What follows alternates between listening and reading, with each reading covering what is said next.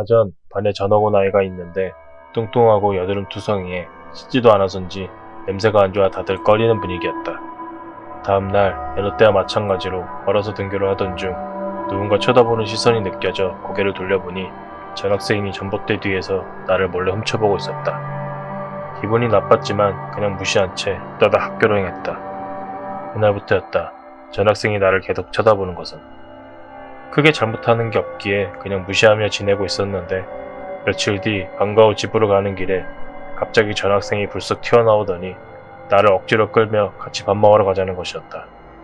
놓으라고 소리를 질러대자 아이는 놀라서 허둥지둥 가버렸지만 조금 무서워지기 시작했는데 그때까지도 일을 크게 만들고 싶지 않아서 넘기기로 하였다. 앞전에 불미스러운 일이 있었으니 이젠 쫓아다니지 않겠지란 생각을 하였는데 큰 오산이었다. 그날도 어김없이 종일 나를 쳐다보는 것이었다. 더는 안되겠다 싶어 반 아이들이 보는 앞에서 공개적으로 망신을 주자 전학생의 얼굴이 붉게 달아오르더니 닭똥 같은 눈물이 흐르는 게 보여 너무 심하게 한 건가 싶어 마음이 걸렸다. 그날 밤 부모님이 부부 동반 여행을 가셔서 홀로 집을 보게 되었고 짜장면을 시켜 먹으며 TV를 보는데 현관문 손잡이를 돌리는 소리가 들려왔다. 순간 움찔하였고 조심스럽게 현관문으로 다가갔는데 또다시 손잡이를 돌리는 소리가 들려오자 외시경을 통해 밖을 내다보니 전학생이 문 앞에서 손잡이를 돌리고 있는 게 보였다.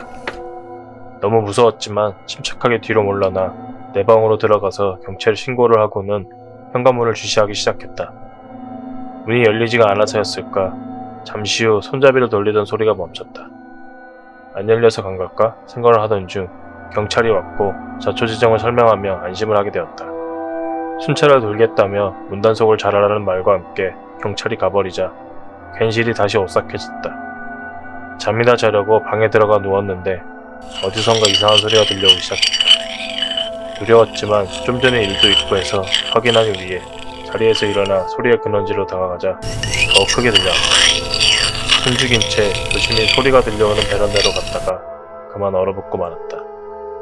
피범벅이 된 전학생이 위층의 베란다에서 거꾸로 매달려 우리 집 베란다로 들어오려고 하고 있었기 때문이다.